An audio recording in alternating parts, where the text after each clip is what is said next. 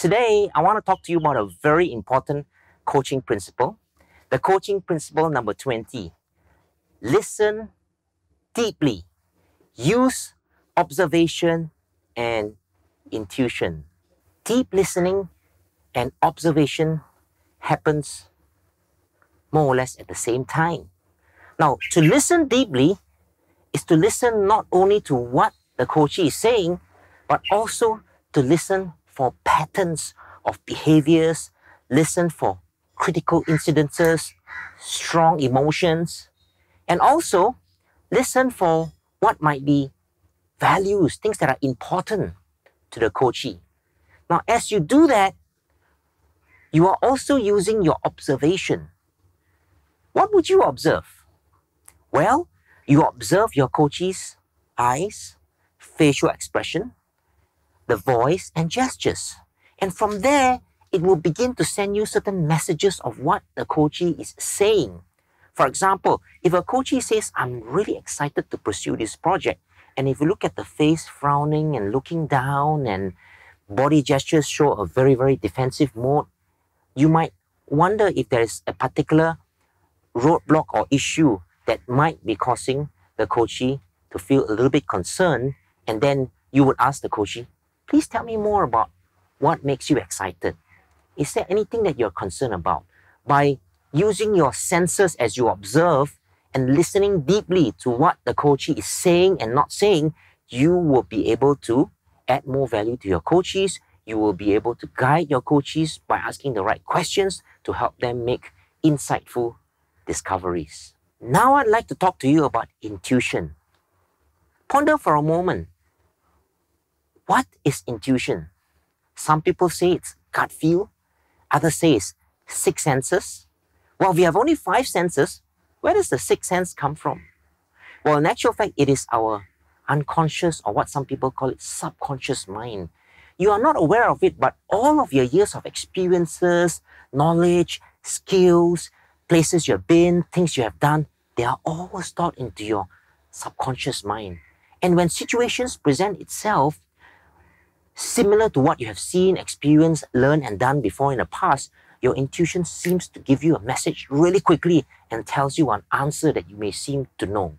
Now, the key here is this. We all know that we have intuition, and our intuition is sometimes right, at times it is wrong.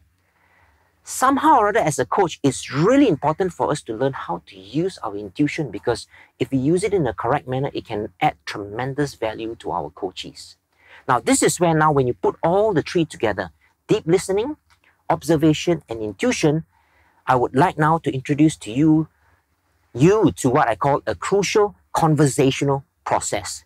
In this crucial conversational process, you engage in deep listening and you observe what's going on and receiving all of the inputs. As you do that, sometimes your intuition may be activated, sending you a quick message in a second or two. And when that happens, notice how you become curious. And out of that curiosity, instead of judging and instead of jumping to conclusions or making assumptions, you move into asking a great question. And what you do is you repeat that process. Continuously observe, listen further, be curious, and ask more great questions. Eventually, by repeating this crucial conversational process, it could lead you to insightful discovery that might be helpful to your client. Let me share with you a really interesting coaching story. I had an opportunity to coach Boris, who was a Russian software developer. He was not doing well in his job, and so therefore his CEO asked me to have a coaching session with him. When he came in, he was talking about being unhappy with the job. His face was really frowning and he was looking down at the floor every now and then. He was telling me he was not happy with his bosses and his CEO. He was not doing well in his job. He was not getting promoted. And very quickly, my intuition was activated.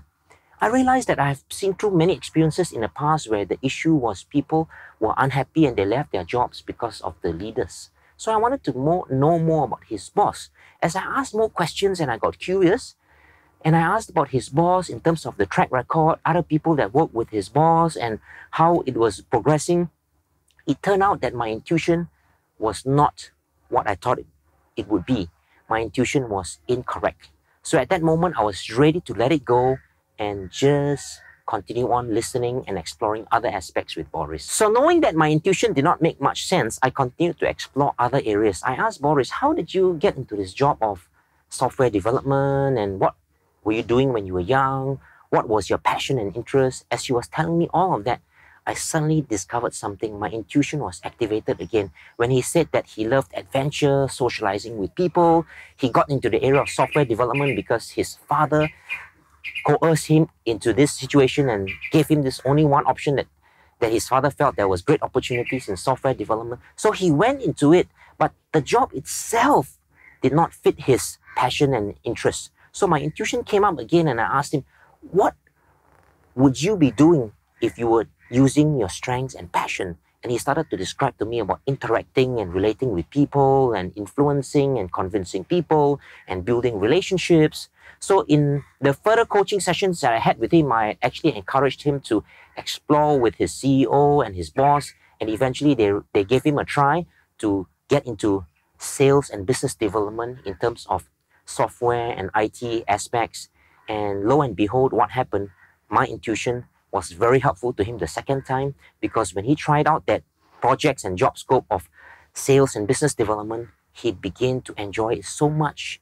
He worked so hard, he was so motivated, he began to shine and eventually became one of the top business development performers in Moscow. And so therefore, here's an interesting learning.